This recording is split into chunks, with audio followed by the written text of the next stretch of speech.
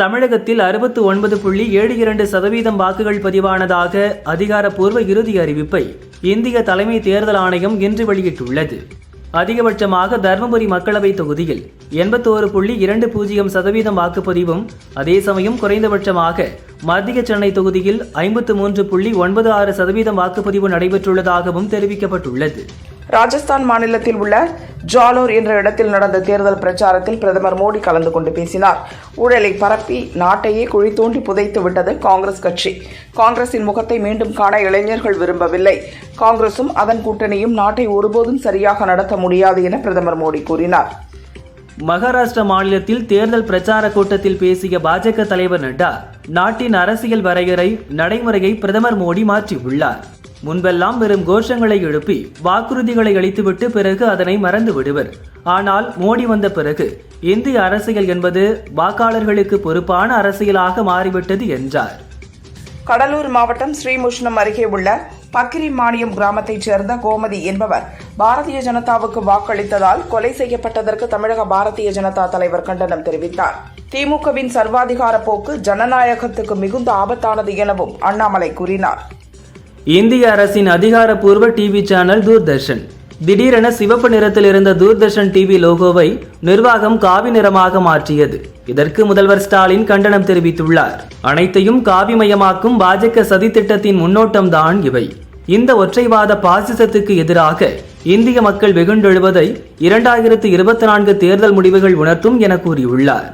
திருவள்ளூர் மாவட்டம் செவ்வாய்ப்பேட்டையில் விசாரணைக்கு அழைத்து செல்லப்பட்ட சாந்தகுமார் என்பவர் போலீஸ் நிலையத்தில் இறந்த செய்தி அதிர்ச்சி அளிக்கிறது. திமுக ஆட்சியில் போலீஸ் நிலைய மரணங்கள் அதிகரித்துக் கொண்டே இருக்கிறது. இதை தடுக்க நடவடிக்கை எடுக்காத முதல்வர் ஸ்டாலினை கண்டிக்கிறேன். சட்ட வரையறைக்கு உட்பட்டு நடந்து கொள்ள வேண்டும் என போலீசாருக்கு முதல்வர் உத்தரவு பிறப்பிக்க வேண்டும் என அதிமுக பொதுச் செயலாளர் பழனிசாமி வலியுறுத்தியுள்ளார். தமிழக உள் மாவட்டங்களில் அடுத்த 5 நாட்களுக்கு 2 முதல் 3 டிகிரி செல்சியஸ் வரை வெப்பம் அதிகரிக்கும் என சென்னை வானிலை ஆய்வு மையம் தகவல் தெரிவித்துள்ளது. சென்னையில் 100 டிகிரி ஃபாரன்ஹீட்டை ஒட்டியே வெப்பநிலை பதிவாகும். உள் மாவட்டங்களில் இயல்பை விட வெப்பநிலை 3 டிகிரி செல்சியஸ் அதிகரிக்கும் எனவும் குறிப்பிட்டுள்ளது. நாட்டு மக்கள் பிரதமரை தேர்வு செய்ய போகும் தேர்தல் இது. மோடி மீண்டும் பிரதமராக வேண்டும் என்பதில் இந்திய மக்கள் தெளிவாக உள்ளனர். இந்த முறை கேரள மக்கள் மீது நம்பிக்கை உள்ளது. இங்கிருந்து பாஜகவை சேர்ந்தவர் வெற்றி பெறும் அளவுக்கு கருணை காட்டுவார்கள் என்ற நம்பிக்கையுடன் இருக்கிறோம் என கொல்லத்தில் நடந்த பிரச்சாரத்தில் தமிழக பாஜக தலைவர் அண்ணாமலை பேசினார். லோக்சபா தேர்தலை முன்னிட்டு தமிழகத்தில் மாநில தலைவர் அண்ணாமலை மேற்கொண்ட எண்மண் எண்மக்கள் யாத்திரை மிகப்பெரிய வரவேற்பை பெற்றது. இதனால் தேசிய தலைமை அண்ணாமலையின் அடுத்த கட்ட நடைபயணத்துக்கு திட்டமிட்டுள்ளது. 2026 சட்டசபை தேர்தலை கருத்தில் கொண்டு மீனவர் கிராம மக்களிடம் கச்சத்தீவு விவகாரத்தை கொண்டு செல்லும் வகையில் திட்டமிட்டுள்ளனர். சென்னை கண்ணகி நகரில் கஞ்சா போதையில் போலீசாரை தாக்கிய ஆசாமிகளில் 3 பேர் கைதாகினர். தலைமறைவான முக்கிய குற்றவாளியை தனிப்படையினர் தேடி வருகின்றனர். மேற்கு வங்க மாநிலம் முர்ஷிதாபாத்தில் நடந்த பொதுக்கூட்டத்தில் மத்திய அமைச்சர் ராஜ்நாத் சிங் கலந்து கொண்டு பேசினார். மம்தா பானர்ஜி ஆட்சியில் மேற்கு வங்கத்தில் சட்டம் ஒழுங்கு மோசமடைந்துள்ளது. மேற்கு வங்கம் முழுவதும் அராஜக சூழல் நிலவுகிறது. குற்றங்களுக்கு பெயர் போனது மம்தா அரசு என குற்றம் சாட்டினார். சாமானியர்களின் ரயில்களில் இருந்து பொதுப்பட்டிகளை குறைத்ததால் மக்கள் அவதியடைந்து வருவதாக காங்கிரஸ் எம்பி ராகுல் குற்றம் சாட்டியுள்ளார். பிரதமர் மோடியின் ஆட்சியில் ரயில் பயணம் தண்டனையாக மாறியுள்ளது என்கிறார். மதுரை மீனாட்சி அம்மன் கோயில் சித்திரை திருவிழா ஏப்ரல் 12ஆம் தேதி கொடியேற்றத்துடன் துவங்கியது. முக்கிய நிகழ்ச்சியான மீனாட்சி அம்மன் சுந்தரேஸ்வரர் திருக்கல்யாணம் இன்று காலை 8:35 மணிக்கு மேல் 8:59 மணிக்குள் வெகு விமரிசையாக நடந்தது. ஆயிரக்கணக்கான பக்தர்கள் பங்கேற்று சாமி தரிசனம் செய்தனர். நாளை தேரோட்டமும் 23ஆம் தேதி தங்க குதிரை வாகனத்தில் கள்ளழகர் வைகை ஆற்றில் இறங்கும் வைபவமும் நடக்கிறது. தமிழகத்தில் 2014 நடந்த லோக்சபா தேர்தலில் பாரதிய ஜனதா கூட்டணி 75,24,776 ஓட்டுகளை பெற்றன. திமுக அதிமுக தயவின்றி கன்னியாகுமரி தர்மபுரி தொகுதியில் வெற்றி கிடைத்தது. அதேபோல் இந்த தேர்தலிலும் பாரதிய ஜனதா கூட்டணி 75 லட்சம் ஓட்டுகளை தாண்டி 80 லட்சத்துக்கும் அதிகமாகவே ஓட்டுகளை பெறும் என பாரதிய ஜனதா நிர்வாகிகள் கூறினர். டெல்லி மேயர் மற்றும் துணை மேயர் தேர்தல் வருகிற 26ஆம் தேதி நடக்கிறது. ஆம் ஆத்மி சார்பில் மேயர் பதவிக்கு மகேஷ் கிச்சி என்பவரும், துணை மேயர் பதவிக்கு ரவீந்தர் பரத்வாஜ் என்பவரும் போட்டியிடுகின்றனர். இந்த மேயர் தேர்தலில் ஆம் ஆத்மி கட்சிக்கு ஆதரவு அளிப்பதாக காங்கிரஸ் கட்சி அறிவித்துள்ளது. லோக்சபா தேர்தலில் மீண்டும் பாரதிய ஜனதா வெற்றி பெற்று ஆட்சி அமைத்தால் 2 மாநில அரசுகள் கவிழ வாய்ப்பு இருப்பதாக பாரதிய ஜனதா வட்டாரங்களில் பேசப்படுகிறது. கட்சி நிர்வாகிகள் பாரதிய ஜனதா பக்கம் தாவி வருவதால் ஹிமாச்சல பிரதேச காங்கிரஸ் அரசு பஞ்சாப் ஆம் ஆத்மி அரசுக்கும் பெரும் பிரச்சனை வரும் என்றும் பேசி வருகின்றனர். தமிழகம் மற்றும் புதுச்சேரியில் லோக்சபா தேர்தல் ஒரே கட்டமாக நடந்து முடிந்தது. பதிவான ஓட்டுப்பதிவு நிலவரம் குறித்து தமிழக பாரதிய ஜனதா நிர்வாகிகளிடம் தில்லி மேலிட நிர்வாகிகள் விசாரித்துள்ளனர். பல பகுதிகளில் பாரதிய ஜனதாவுக்கு ஓட்டளிக்க இருந்தோரின் பெயர்கள் வாக்காளர்கள் பட்டியலில் இருந்து நீக்கப்பட்டது குறித்து மேலிட தலைவர்களிடம் தெரிவிக்கப்பட்டுள்ளது. பாலின மாற்று அறுவை சிகிச்சை செய்தவர்கள் பாஸ்போர்ட் பெற அறுவை சிகிச்சை செய்த மருத்துவ சான்றிதழை சமர்ப்பிக்க வேண்டும் என்ற விதிமுறையை ரத்து செய்ய கோரி சென்னையை சேர்ந்த சிவகுமார் என்பவர் சென்னை ஹைகோர்ட்டில் மனு தாக்கல் செய்தார். இந்த மனுவை விசாரித்த தலைமை நீதிபதி SP கங்கா பூர்வாலா தலைமையிலான அமர்வு மத்திய அரசு பதிலளிக்கும்படி நோட்டீஸ் அனுப்ப உத்தரவிட்டனர். விசாரணையை வருகிற 29ஆம் தேதிக்கு ஒத்திவைத்தனர். ராஜஸ்தான் ஜலாவர் மாவட்டத்தில் லாரி மீது வேன் மோதியதில் 9 பேர் பலியாயினர். திருமணத்திற்கு சென்றுவிட்டு வேனில் திரும்பியவர்கள் விபத்தில் சிக்கினர். சத்தீஸ்கரில் மதுபான முறைகேடு வழக்கு தொடர்பாக முன்னாள் IAS அதிகாரி அமலாக்கத்துறையினரால் கைதானார். டெல்லியில் மதுபான ஊழல் வழக்கில் முதல்வர் கெஜ்ரிவால் சிறையில் அடைக்கப்பட்டுள்ள நேரத்தில் சத்தீஸ்கரிலும் மதுபான ஊழல் விவகாரம் சூடுபிடிக்கும் என தெரிகிறது.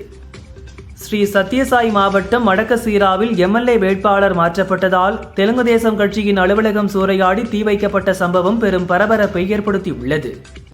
தூர்தர்ஷன் லோகோவின் நிறத்தை பாஜகவுடன் தொடர்புபடுத்தி பேசுவது தவறானது என பிரச்சார் பாரதியின் தலைமை செயல் அலுவலர் கௌரவ் திவேதி கூறினார். தூர்தர்ஷன் லோகோவின் வண்ணம் காவி அல்ல, ஆரஞ்சு வண்ணத்தில் உருவாக்கப்பட்டுள்ளது எனவும் விளக்கம் அளித்தார். ஜார்க்கண்ட் முன்னாள் முதல்வர் ஹேமந்த் சோரன் கைதை கண்டித்து ஜார்க்கண்ட் மாநிலம் ராஞ்சியில் இண்டி கூட்டணி கட்சியினர் சார்பில் பேரணி நடந்தது. இதில் உடல்நலக்குறைவு காரணமாக காங்கிரஸ் MP ராகுல் பங்கேற்கவில்லை. காங்கிரஸ் சார்பில் மல்லிகார்ஜுன கார்கே மட்டும் பங்கேற்றார். அதிகாரத்திற்கு வர வேண்டும் என கெஜ்ரிவாலுக்கு ஆசை கிடையாது, நாட்டிற்கு சேவை செய்யவே அவர் விரும்பினார் என கெஜ்ரிவாலின் மனைவி சுனிதா கூறினார். சிறையில் அவருக்கு இன்சுலின் வழங்க மறுக்கின்றனர், அங்கேயே அவரை கொலை செய்ய முயற்சி செய்கின்றனர் எனவும் தெரிவித்தார். பஞ்சாபில் காங்கிரஸ் கட்சி சார்பில் அமிர்த்சர், பத்திண்டா, சங்க்ரூர், பத்கார் சாஹிப், பட்டியாலா மற்றும் ஜலந்தர் ஆகிய தொகுதிகளுக்கான வேட்பாளர்கள் அறிவிக்கப்பட்டுள்ளனர். இந்த நிலையில் மீதமுள்ள தொகுதிகளுக்கான வேட்பாளர்களை உறுதி செய்வது குறித்து டெல்லியில் இன்று பஞ்சாப் மாநில காங்கிரஸ் நிர்வாகிகளுடன் காங்கிரஸ் மத்திய தேர்தல் குழு ஆலோசனை நடத்தியது. பாகிஸ்தானின் ராவல்பிண்டியில் முகமது வஹீத்தின் மனைவி ஜீனத் வஹீத் ஒரே பிரசவத்தில் 6 குழந்தைகளை பெற்றெடுத்துள்ளார். 4 ஆண் 2 பெண் குழந்தைகள் என்று ஒவ்வொன்றும் 2 கிலோவுக்கு குறைவான எடை கொண்டவை என்றும் தெரிவிக்கப்பட்டுள்ளது. 6 குழந்தைகளும் அவர்களின் தாயும் நலமாக இருப்பதாக மருத்துவமனை நிர்வாகம் தெரிவித்துள்ளது. கேரளாவில் பறவை காய்ச்சல் பாதிப்பு இருப்பது கண்டறியப்பட்டுள்ள நிலையில் தற்போது அமெரிக்காவில் பசுமாடுகளிலிருந்து கறந்த பாலிலும் பறவை காய்ச்சல் வைரஸ் இருப்பது கண்டறியப்பட்டுள்ளது. இதனால் பொதுமக்கள் எச்சரிக்கையாக இருக்க வேண்டும் என உலக சுகாதார நிறுவனம் எச்சரிக்கை விடுத்துள்ளது. மேற்குவங்க மாநிலம் பலூர்காட் தொகுதி திரிணாமுல் காங்கிரஸ் வேட்பாளரை ஆதரித்த குமார்கஞ்ச் பகுதியில் நடந்த கூட்டத்தில் அம்மாநில முதல்வர் மம்தா கலந்து கொண்டு பேசினார். என்னையும் அபிஷேக்கையும் குறிவைத்து பாரதிய ஜனதா செயல்படுகிறது. இதனால் எங்களுக்கு பாதுகாப்பு இல்லை. ஆனால் இதனை கண்டு நாங்கள் பயப்படவில்லை. திரிணாமுல் காங்கிரஸ் தலைவர்கள் மற்றும் மக்களுக்கு எதிராக பின்னப்படும் சதி வலைக்கு எதிராக அனைவரும் ஒருங்கிணைந்து செயல்பட வேண்டும் என மம்தா கூறினார். மணிப்பூர் மாநிலத்தில் உள்ள உள் மணிப்பூர் மற்றும் வெளி மணிப்பூர் ஆகிய 2 தொகுதிகளில் முதற்கட்ட லோக்சபா தேர்தல் 19ஆம் தேதி நடந்தது. சில ஓட்டுச்சாவடிகளில் கலவரங்கள் நடந்தன. ஓட்டுப்பதிவு எந்திரங்களும் சேதப்படுத்தப்பட்டன. இதனால் அங்குள்ள 47 ஓட்டுச்சாவடிகளில் மறு ஓட்டுப்பதிவு நடத்த வேண்டும் என காங்கிரஸ் கட்சி கோரிக்கை வைத்தது. இந்நிலையில் 11 ஓட்டுச்சாவடிகளில் நாளை மறு ஓட்டுப்பதிவு நடத்தப்படும் என தேர்தல் கமிஷன் அறிவித்துள்ளது. நாகையில் பிரசித்தி பெற்ற நெல்லுக்கடை மாரியம்மன் கோவிலில் சித்திரை திருவிழாவை முன்னிட்டு எல்லையம்மனுக்கு பாலபிஷேகம் நடந்தது. இதில் ஆயிரக்கணக்கான ஆண்களும் பெண்களும் விரதமிருந்து தங்கள் குடும்பத்தினருடன் பால் குடங்களை சுமந்து வந்து 2 கிலோமீட்டர் தூரத்திற்கு நீண்ட வரிசையில் நின்று எல்லையம்மனுக்கு பாலபிஷேகம் செய்து வழிபட்டனர். கிருஷ்ணகிரி மாவட்டம் தேன்கனிக்கோட்டையில் உள்ள சௌந்தரியவள்ளி சமேத பேட்டராய சுவாமி கோயிலில் திருவிழா நடக்கிறது. முக்கிய நிகழ்வான தேரோட்டம் இன்று நடந்தது. ஆயிரக்கணக்கான பக்தர்கள் பங்கேற்று தேரை வடம் பிடித்து இழுத்தனர். பலத்த பாதுகாப்பு ஏற்பாடுகளும் செய்யப்பட்டிருந்தன. கள்ளக்குறிச்சி மாவட்டம் திருக்கோவிலூர் நகராட்சி மேலவீதி பகுதியில் உள்ள வீர ஆஞ்சநேயர் கோயிலில் கும்பாபிஷேகம் கோலாகலமாக நடந்தது. பல்வேறு கிராமங்களைச் சேர்ந்த 1000க்கும் மேற்பட்ட பொதுமக்கள் பங்கேற்று சாமி தரிசனம் செய்தனர். திருவள்ளூர் வீரராகவர் கோயில் சித்திரை தேர் திருவிழா நடைபெற்றது. 4 மாட வீதிகள் வழியாக வீரராகவர் ஸ்ரீதேவி பூதேவியுடன் வலம் வந்தார். வீரராகவருக்கு உப்பு மிளகு ஆகியவற்றை தேர் சக்கரத்தில் கொட்டி பக்தர்கள் நேர்த்திக்கடன் செலுத்தினர். காஞ்சிபுரம் வெள்ளகேட் பகுதி குபேரப்பட்டினத்தில் புதியதாக கட்டப்பட்ட ராஜகுபேரர் கோயில் கும்பாபிஷேகம் வெகு விமரிசையாக நடைபெற்றது. பக்தர்கள் திரளாக கலந்து கொண்டனர். மகாவீர் ஜெயந்தியையொட்டி கோவையில் ஜெயின் சமூகத்தினர் ஆன்மீக ஊர்வலம் சென்றனர். ரங்கேகவுடர் வீதியில் உள்ள சுபாஷ்நாத் ஜெயின் கோயிலில் இருந்து அலங்கரிக்கப்பட்ட ரதத்தில் மகாவீர் எழுந்தருளினார். ஏராளமான சன்னியாசிகள், பெண்கள், குழந்தைகள் என அனைத்து தரப்பினரும் ஒன்று திரண்டு ஊர்வலமாக சென்றனர். ஆடல், பாடல் உள்ளிட்ட இசை நிகழ்ச்சிகளும் இடம்பெற்றன. உத்தரமேரூர் எண்டத்தூர் சாலையில் உள்ள நூக்காளம்மன் கோயிலில் கும்பாபிஷேகம் வெகு விமரிசையாக நடைபெற்றது.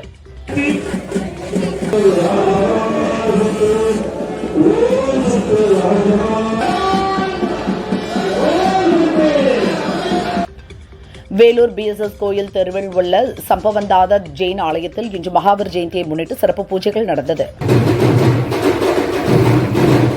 பின்னர் மேளதாளங்கள் முழங்க மகாவீரர் சிலை மற்றும் திருவுருவப் படம் அலங்கரிக்கப்பட்ட ரதத்தில் வைத்து குதிரைகள் முன்னர் செல்ல மேளதாளங்களுடன் நடனமாடியபடி ஜெயின் சமூகத்தினர் ஊர்வலமாக சென்றனர்.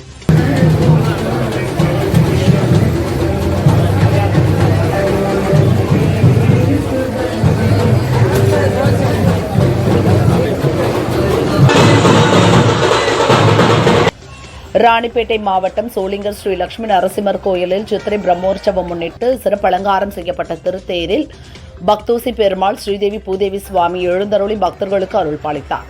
8 மாட வீதி உலா சென்று பக்தர்களுக்கு காட்சி தந்தார். இதில் 50க்கும் மேற்பட்ட கிராம மக்கள் கலந்து கொண்டு திருத்தேரை வடம்பிடித்து இழுத்து தங்கள் நேர்த்திக்கடனை செலுத்தினர். திருவாரூர் மாவட்டம் சேர்ந்தமங்கலம் ஆரூர் நகரில் அமைந்துள்ள ஸ்ரீ மங்கள துர்கை அம்மன் ஆலய ஸ்ரீ மகாவாரகி சேத்திரம் பூமாரியம்மன் கோயில் குடமுழக்கு விழா வெகு விமரிசையாக நடைபெற்றது. இதில் ஏராளமான பக்தர்கள் கலந்து கொண்டு வழிபாடு செய்தனர். கடலூர் மாவட்டம் ஸ்ரீ முஷ்ணத்தில் அமைந்துள்ள புகழ்பெற்ற ஸ்ரீ பூவராக பெருமாள் கோயில் சித்திரை திருவிழா கொடியேற்றம் கடந்த 15ஆம் தேதி நடந்தது. விழாவின் சிகர நிகழ்ச்சியான சித்திரை தேரோட்டம் இன்று நடந்தது. இதில் பல்வேறு பகுதிகளில் இருந்து வருகை தந்த ஆயிரக்கணக்கான பக்தர்கள் பங்கேற்று தேரினை வடம்பிடித்து இழுத்தனர்.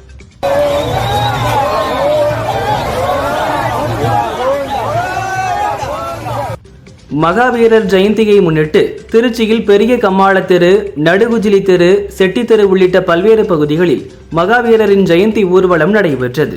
மகாவீரரின் தங்கச் சிலையினையும் அவரது உருவப்படத்தினையும் அலங்கரித்து சமண சமயத்தினர் ஊர்வலமாக வலம் வந்தனர். தேனி பங்களாமேட்டில் அமைந்துள்ள பழமை வாய்ந்த ஸ்ரீ மீனாட்சி சுந்தரேஸ்வரர் கோவிலில் இன்று மீனாட்சி சுந்தரேஸ்வரர் திருக்கல்யாணம் சிறப்பாக நடந்தது. ஏராளமான பக்தர்கள் கலந்து கொண்டு வழிபட்டனர். திருக்கல்யாண கோலத்தில் காட்சி தந்த மீனாட்சி சுந்தரேஸ்வரருக்கு தூபம் காட்டப்பட்டு பின்னர் சோடச உபச்சாரம் நடத்தப்பட்டது. அதனைத் தொடர்ந்து பஞ்ச கற்பூர ஆரத்தியுடன் மகா தீபாராதனை காட்டப்பட்டது.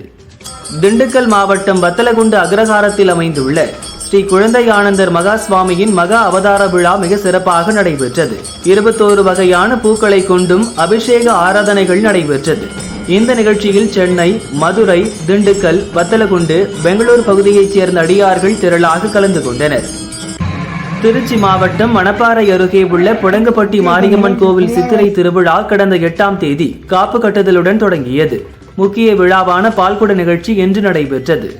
மேளதாளங்கள் முழங்க பக்தர்கள் பால்குடங்களை தலையில் சுமந்து மாரியம்மன் கோவிலை நோக்கி ஊர்வலமாக சென்றனர். பக்தர்கள் கொண்டு வந்த பாலால் அம்மனுக்கு அபிஷேகம் செய்யப்பட்டு தீபாராதனை காட்டப்பட்டது. காரைக்குடி அருகே ஆலங்குடி கிராமத்தில் 13ஆம் நூற்றாண்டைச் சேர்ந்த ஸ்ரீ விசாலாட்சி ஆண்டபுரீஸ்வரர் கோவில் மற்றும் பரிவார தெய்வங்களுக்கு மகா கும்பாபிஷேகம் மிக சிறப்பாக நடைபெற்றது. சுற்றுப்புற பகுதிகளிலிருந்து பல்லாயிரக்கணக்கான பக்தர்கள் கும்பாபிஷேக நிகழ்ச்சியில் கலந்து கொண்டு சாமி தரிசனம் செய்தனர். தேனி மாவட்டம் ஆண்டிப்பட்டி அருகே டிவி ரங்கநாதபுரத்தில் அமைந்துள்ள 100 ஆண்டுகள் பழமை வாய்ந்த ஸ்ரீ கோவிந்தன் அழகாஜி அம்மன் கோவில் கும்பாபிஷேக விழா விமரிசையாக நடந்தது.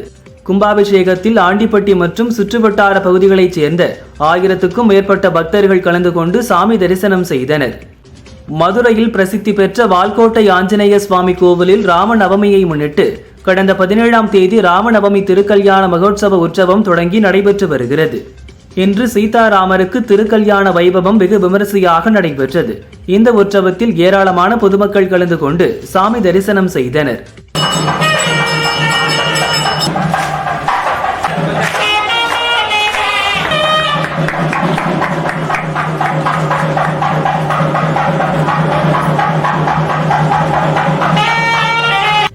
திண்டுக்கல் நத்தம் தேசிய நெடுஞ்சாலையில் அமைந்துள்ள உண்ணாமலை அம்பாள் உடனுரை அண்ணாமலையார் கோவிலில் கும்பாபிஷேக விழா நடந்தது. வேத மந்திரங்கள் முழங்க கோபுர கலசத்தில் புனித நீர் ஊற்றப்பட்டது. அப்போது வானத்தில் கருடன் வட்டமிட்டது. ஏராளமான பக்தர்கள் கலந்து கொண்டு தரிசனம் செய்தனர். திண்டுக்கல் ஜான்பிள்ளை சந்துவில் அமைந்துள்ள வெற்றி விநாயகர் ஆலயத்தில் வீற்றிருக்கும் ஸ்ரீ உண்மைத்த வைரவருக்கும் ஸ்ரீ வெற்றி வராகி அம்மனுக்கும் திருக்கல்யாண வைபோகமானது வெகு விமரிசையாக நடைபெற்றது. விழாவின் முக்கிய நிகழ்ச்சியான பெண் வீட்டார் அழைப்பு, மாப்பிள்ளை வீட்டார் அழைப்பு, பெண் வீட்டு சீதன வரிசை, திருமண சடங்குகள் நடைபெற்றது.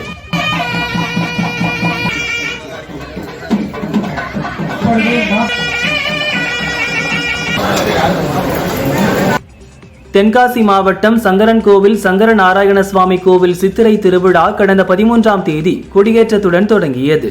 விழாவின் சிகர நிகழ்ச்சியான தேரோட்டம் இன்று நடந்தது. சங்கரலிங்க சுவாமி தேரில் எழுந்தருள பக்தர்கள் வடம் பிடித்து தேரை இழுத்தனர். திருவிழாவில் ஆயிரக்கணக்கான பக்தர்கள் கலந்து கொண்டு சுவாமி தரிசனம் செய்தனர். திருச்செந்தூர் சுப்பிரமணிய சுவாமி கோவிலில் சுபமுகூர்த்த தினமான இன்று கோவிலில் 100க்கும் மேற்பட்ட திருமணங்கள் நடைபெற்றது. கோவிலின் உள்ளே பல திருமணங்கள் நடைபெற்ற போது ஒரு சில திருமணங்கள் கோவில் வளாகத்தில் நடந்தது. மணமக்களை உறவினர்கள் மலர்தூவி வாழ்த்தினர். மாமல்லபுரம் அடுத்த நெம்மேலியில் உள்ள தர்காவில் நடைபெற்ற சந்தனக்கூடு விழாவில் இசையமைப்பாளர் AR ரகுமான் கலந்து கொண்டு வழிபாடு செய்தார். நெல்லை மாவட்டத்தின் பிரசித்தி பெற்ற நெல்லையப்பர் காந்திமதி அம்பாள் திருக்கோவிலில் 6ஆம் ஆண்டு வருஷாபிஷேக விழா சிறப்பு வழிபாடுகளுடன் நடைபெற்றது. அம்பாள் சன்னதியில் 1008 சங்குகளும், சுவாமி சன்னதியில் 108 கலசம் வைத்தும் சிறப்பு ஹோமம், கும்ப பூஜை நடைபெற்றது. இதில் திரளான பக்தர்கள் கலந்து கொண்டு சுவாமி தரிசனம் செய்தனர்.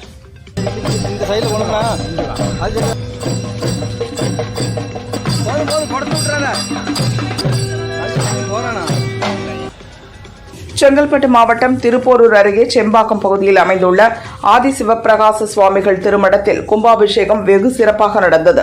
பக்தர்கள் ஏராளமானோர் கலந்து கொண்டனர். திருப்பத்தூர் மாவட்டம் ஊட்டல் பகுதி மலையடிவாரத்தில் உள்ள மூங்கில் காட்டில் திடீரென தீ பற்றியது. செடி கொடிகளில் பரவிய தீ மூங்கில் மரங்களிலும் மளமளவென பற்றி எரிந்தது. இதில் அங்கிருந்த மரங்கள் முற்றிலும் எரிந்து நாசமாகின. வனத்துறையினர் மற்றும் அப்பகுதி இளைஞர்கள் தீயை கட்டுக்குள் கொண்டு வந்தனர். வாக்காளர் எண்ணுடன் ஆதார் எண்ணை இணைக்கும் பணியை உரிய காலத்துக்குள் செய்து முடிக்க வேண்டும். அப்போதுதான் 100% ஓட்டுப்பதிவை நோக்கி செல்ல முடியும். வாக்காளர் பட்டியலில் குழப்பம், வெயிலின் தாக்கம் இருந்த போதிலும் தமிழக மக்கள் தங்கள் ஜனநாயக கடமையை தவறாமல் நிறைவேற்றியதை இந்து முன்னணி மனதார பாராட்டுகிறது என காடேஸ்வரா சுப்பிரமணியம் தெரிவித்துள்ளார். திருப்பூர் மாவட்டம் கோடங்கிபாளையம் பிரிவு அருகே தேசிய நெடுஞ்சாலையோரம் நின்று கொண்டிருந்த வாகனம் மீது சொகுசு கார் மோதியது. இதில் காரில் வந்த கோவை தனியார் கல்லூரி மாணவர்கள் 6 பேர் காயமடைந்தனர். அவர்கள் உடனடியாக கோவையில் உள்ள தனியார் ஹாஸ்பிட்டலுக்கு அனுப்பி வைக்கப்பட்டனர். போலீசார் விசாரிக்கின்றனர். மகாவீர் ஜெயந்தியை முன்னிட்டு இன்று தமிழகம் முழுவதும் இறைச்சி கடைகளை மூட தமிழக அரசு தடை விதித்துள்ளது. தருமபுரி மாவட்டம் பென்னாகரம் நகரில் உள்ள 100க்கும் மேற்பட்ட இறைச்சி கடைகள் அடைக்கப்பட்டன. ஞாயிற்றுக்கிழமை என்பதால் ஏராளமானோர் கடைகளுக்கு இறைச்சி வாங்க சென்றனர். கடைகள் அடைக்கப்பட்டிருந்ததால் ஏமாற்றத்துடன் வீடு திரும்பினர். கள்ளக்குறிச்சி லோக்சபா தொகுதிக்கு உட்பட்ட ஆத்தூர் சட்டசபை தொகுதியில் 1387 பேர் தேர்தல் அலுவலர்களாக பணியாற்றினர். அவர்களுக்கு மாற்றாக வந்த 200 பேர் ஆத்தூர் நகராட்சி அண்ணா கலையரங்கில் தங்கினர். அங்கிருந்த பெண் ஊழியர் ஒருவரிடம் கலையரங்க வாட்ச்மேனும் நகராட்சி தூய்மை பணியாளருமான ஆறுமுகம் குடிபோதையில் தவறாக நடக்க முயன்றார். அவரை சஸ்பெண்ட் செய்து நகராட்சி கமிஷனர் அதிரடி உத்தரவு பிறப்பித்தார். கோவையில் வாக்காளர் பட்டியலில் இருந்து ஏராளமானோரின் பெயர்கள் நீக்கப்பட்டது தொடர்பாக எழுந்த புகாருக்கு மாவட்ட கலெக்டர் கிராந்திகுமார் விளக்கம் அளித்துள்ளார். இந்திய தேர்தல் ஆணையத்தின் வழிகாட்டுதல்படி உரிய நடைமுறைகளை பின்பற்றியே வாக்காளர் பட்டியலில் திருத்தங்கள் மேற்கொள்ளப்படுகிறது. வாக்காளர்களுக்கு ஏதேனும் குறைகள் இருப்பின் தேர்தல் அலுவலர்களிடம் கேட்டு தெரிந்து கொள்ளலாம் என்றும் தெரிவித்தார். வேலூர் மாவட்டம் குடியாத்தம் காய்கறி பஜார் வீதியில் உள்ள ராஜேந்திரன் என்பவரது அரிசி கடை முன்பு நிறுத்தப்பட்டிருந்த கார் கண்ணாடியை மர்ம நபர் ஒருவர் கல்லை போட்டு உடைத்தார். இதை பார்த்துவிட்டு அந்த பகுதியில் படுத்த சின்ன குழந்தை என்ற மூதாட்டியின் தலை மீதும் மர்ம நபர் கல்லை தூக்கி போட்டு கொன்றுவிட்டு தப்பி ஓடினார். இது தொடர்பான சிசிடிவி காட்சிகள் வைரலாகியது. போலீசார் அந்த மர்ம நபரை தேடுகின்றனர். திருப்பத்தூர் மாவட்டம் ஆம்பூர் நீலிக்கொள்ளை பள்ளிவாசலில் நிர்வாக குழு தேர்தலில் வக்ஃபு வாரிய அலுவலர்கள் ஒருதலை பட்சமாக செயல்படுவதாக கூறி 50க்கும் மேற்பட்ட கடைகளை அடைத்து பொதுமக்கள் சாலை மறியலில் ஈடுபட்டனர். போலீசார் இரு தரப்பினரையும் அழைத்து பேச்சுவார்த்தை நடத்தினர். கோடை விடுமுறையை முன்னிட்டு 19 சிறப்பு ரயில்கள் இயக்கப்பட உள்ளதாக தெற்கு ரயில்வே அறிவித்துள்ளது.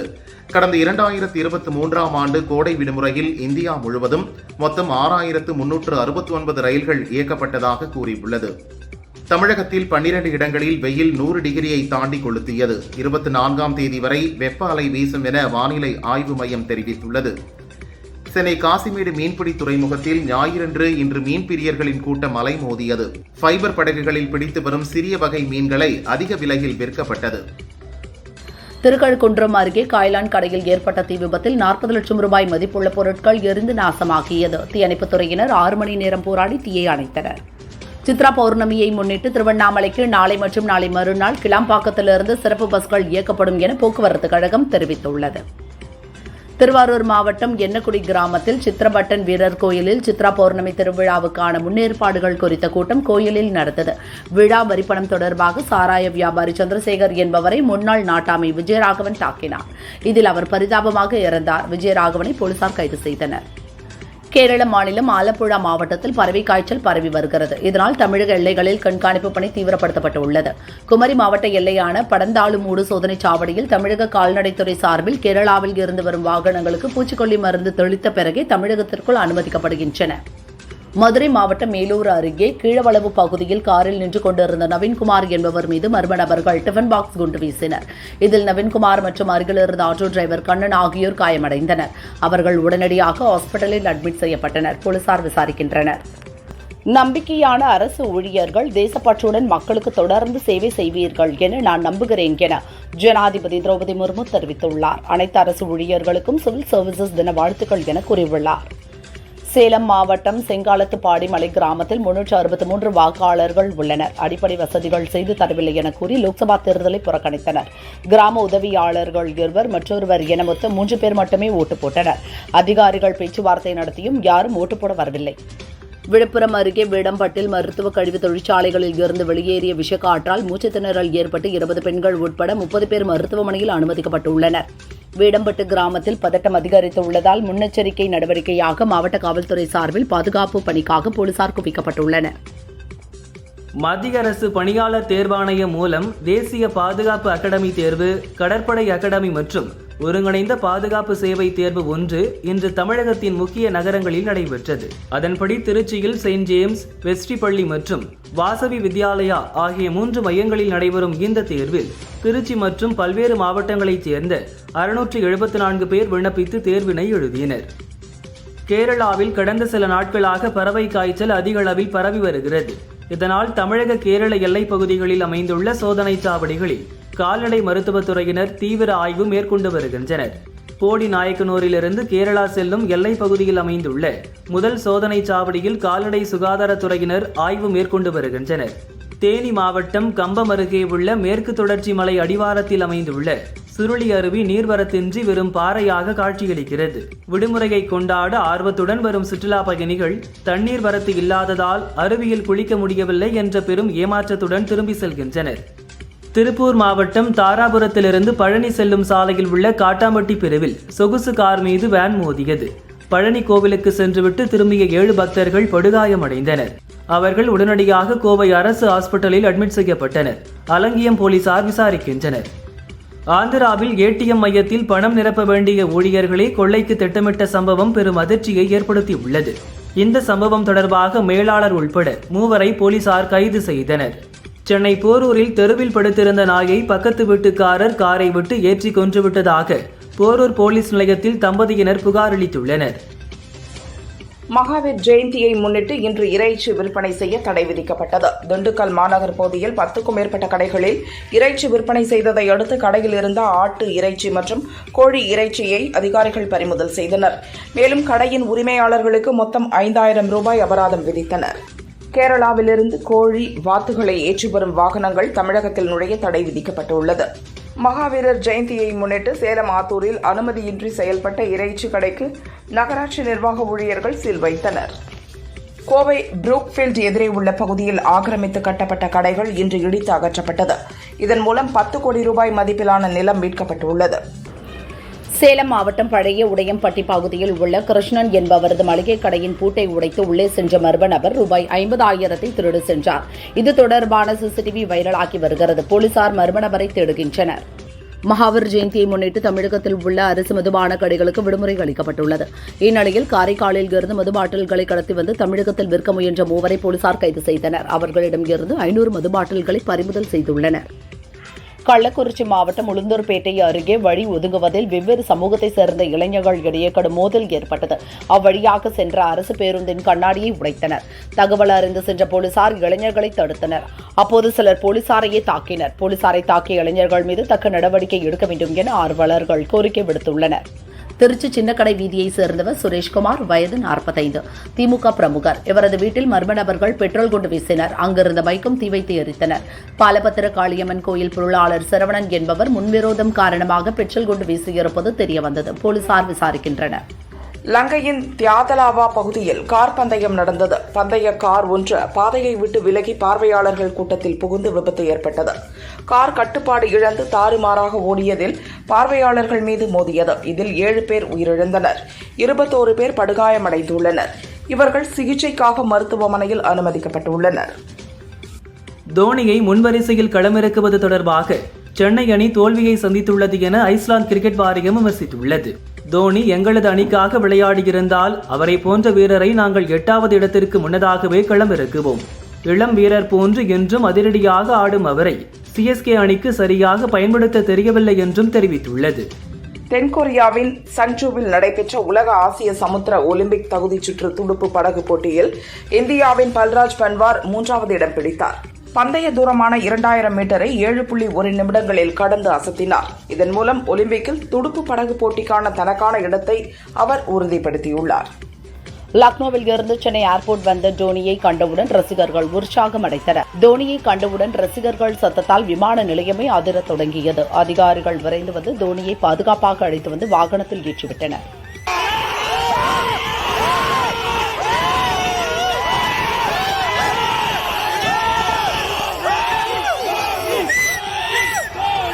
ஸ்ரீலங்காவில் நடைபெறவுள்ள யூகோ வேர்ல்டு இண்டோர் கிரிக்கெட் சீரிஸ் போட்டியில் கலந்து கொள்வதற்காக தமிழக அணி சென்னையிலிருந்து புறப்பட்டது. தெலுங்கில் வெளியான அர்ஜுன் ரெட்டி படத்தை இயக்கிய சந்தீப் ரெட்டி வங்கா இதே படத்தை 2019 ஹிந்தியில் ஷாஹித் கபூர் நடிப்பில் கபீர் சிங் என்ற பெயரில் ரீமேக் செய்தார். இப்படத்தில் முக்கிய கதாபாத்திரத்தில் நடித்த பாலிவுட் நடிகர் அட்டில் ஹுசைன் கபீர் சிங் படத்தில் நடித்ததற்காக நான் ரொம்பவே வருத்தப்படுகிறேன். அந்த படத்தில் நான் நடித்திருக்கவே கூடாது என்று அதன் பிறகு நினைத்தேன் என 5 ஆண்டுகளுக்கு பிறகு மனம் திறந்துள்ளார். நடிகை நயன்தாராவுக்கு சமீபத்திய படங்கள் தோல்வியை தழுவியுள்ளன. தற்போது அவர் விக்கி என்பவர் இயக்கத்தில் மண்ணாங்கட்டி சின்ஸ் 1960 என்ற படத்தில் நடித்து வருகிறார். இதில் யோகி பாபு முக்கிய கதாபாத்திரத்தில் நடித்துள்ளார். இருவரும் கோலமாவு கோகிலா படத்தில் இணைந்து நடித்துள்ளனர். இதன் படப்பிடிப்பு தற்போது இறுதிக்கட்டத்தை எட்டியுள்ளது. இன்னும் 15 நாட்களில் படப்பிடிப்பு நிறைவு பெறுமாம். நடிகர் சந்தீப் கிஷன் தெலுங்கில் பல படங்கள் நடித்துள்ளார். தமிழில் மாநகரம், மாயவன், கேப்டன் மில்லர் உள்ளிட்ட சில படங்களில் நடித்துள்ளார். தற்போது தனுஷின் ராயன் படத்தில் முக்கிய கதாபாத்திரத்தில் நடித்துள்ளார் சந்தீப் கிஷன். இந்நிலையில் தமிழ், தெலுங்கு என 2 மொழிகளில் புதிதாக உருவாகும் படத்தில் சந்தீப் கிஷன் ஹீரோவாக நடிக்கிறார். கோரில்லா, 100, டார்லிங் உள்ளிட்ட படங்களை இயக்கிய சாம் ஆண்டன் இப்படத்தை இயக்குகிறார். 8 தோட்டாக்கள் படத்தில் அறிமுகமாகி அதன் பிறகு ஜிவி, கேர் ஆஃப் காதல், வனம் உள்ளிட்ட படங்களில் நடித்தவர் வெற்றி. தற்போது அவர் நடித்து வரும் ஆலன் படத்தில் நாயகிகளாக ஜெர்மன் மதுரா மற்றும் அனு சித்தாராவும் நடித்திருக்கிறார்கள். இதில் வெற்றி எழுத்தாளராக நடித்துள்ளார். லஸ்ஸி இயக்கத்தில் AR ரஹ்மான் இசையமைப்பில் பிருத்திவிராஜ், அமலாபால் மற்றும் பலர் நடிப்பில் மலையாளத்தில் வெளியான படம் ஆடு ஜீவிதம். இப்படம் 25 நாட்களில் 150 கோடி வசூலை கடந்துள்ளது. உலகம் முழுவதும் இதன் அலை பரவியுள்ளது. உங்களது அன்பான ஆதரவுக்கு நன்றி என படத்தின் கதாநாயகன் பிருத்திவிராஜ் தெரிவித்துள்ளார். மணிரத்னம் இயக்கத்தில் நடிகர் கமல் நடித்து வரும் தக் லைஃப் படத்தில் ஜெயம் ரவி, சிம்பு, கௌதம் கார்த்திக், த்ரிஷா, ஐஸ்வர்யா லட்சுமி உள்ளிட்ட பலரும் நடித்து வருகின்றனர். இதன் படப்பிடிப்பு ராஜஸ்தானில் உள்ள ஜெய் சல்பர் எனும் பகுதியில் நடந்து வருகிறது. இந்த படத்தில் சிம்புவுக்கு ஜோடியாக த்ரிஷா நடிப்பதாக படக்குழு வட்டாரத்தில் தெரிவிக்கின்றனர்.